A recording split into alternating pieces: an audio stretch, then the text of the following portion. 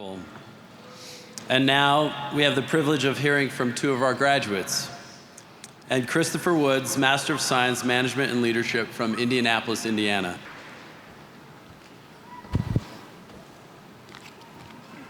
Don't let what you're going through stop you from getting to where you're going to. WGU graduates, friends, family, faculty, and staff, we made it. I don't know what y'all had to endure to ensure your success, but I am sure that we all share similarities in our journeys. Tina Tapey, wherever you are, thank you. Your Tuesday morning motivational calls will be missed. To get here today, I've endured the distractions of daily living, death, and personal destruction. I probably only sleep about 4 hours a night. All I know is work. If a man does not work, he shall not eat. For me, work isn't necessarily a job either. I take pride in working hard, smart, and consistent in every aspect of my life. I am a son, a husband, a father of 3 boys, a brother, and uncle to 2 girls whom I love like daughters. Not to mention, I am a mentor to many, a self-published author, a physical therapist assistant, a writing coach, and a team builder. And now I can add to my resume, a Master of Management and Leadership.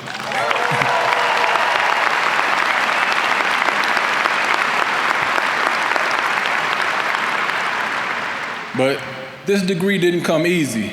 During this journey, I lost my job, I lost my house, my brother died, my wife was diagnosed with breast cancer. I've had hospital stays and many ER visits with my children. It's been quite a ride. But just like Peter, when he was trying to walk on water, I couldn't allow the storm that was going on around me to distract me from my goals. I guess when I reflect on this journey, I was merely trying to be an example to my kids that my parents were to me. The most important lesson that my father taught me when I was growing up was about self-accountability.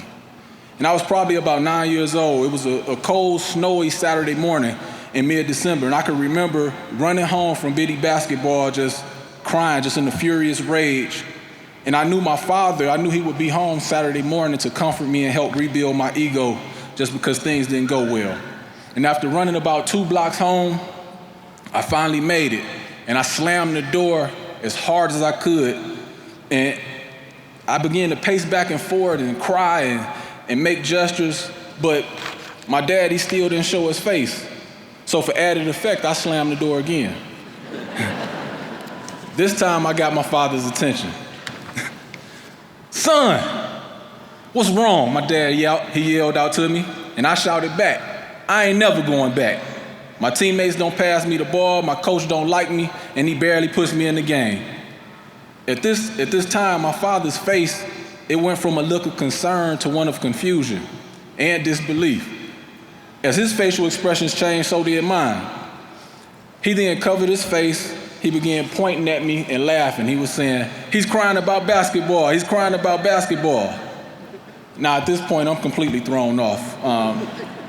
Here I was expecting my father to comfort me and tell me how I was the best and my coach was stupid, but not my father, not Noble Woods.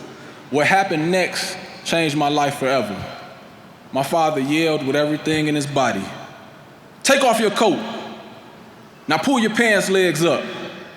And now I'm thinking, I'm like, am I about to get a whooping for this?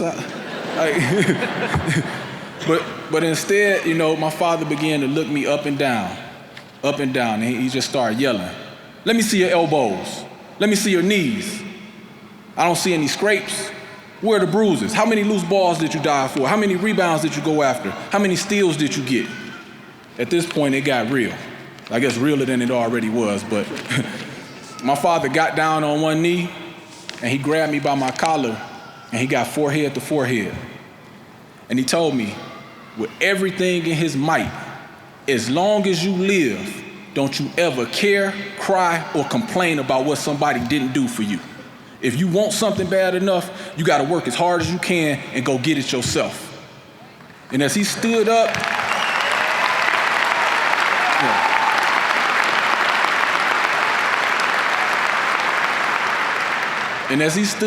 still gripping my collar, he looked at me in my eyes and he said, "If I was your coach, I wouldn't play you either." And pushed me out the way. About 3 years after that, on Thanksgiving Day, my father died. And I watched my mother become a real-life superhero. I began to learn another valuable lesson in life, and that was work ethic. She was up every morning at 4:30, cleaning the house before going to work 2, sometimes 3 jobs. And then she'd come home and still cook a meal for us. Because of the words that my father told me and the examples that my mother showed me, I know no other way. Work hard, work smart, work consistent. Today, all of us in this room are living proof of the lessons that my parents taught me.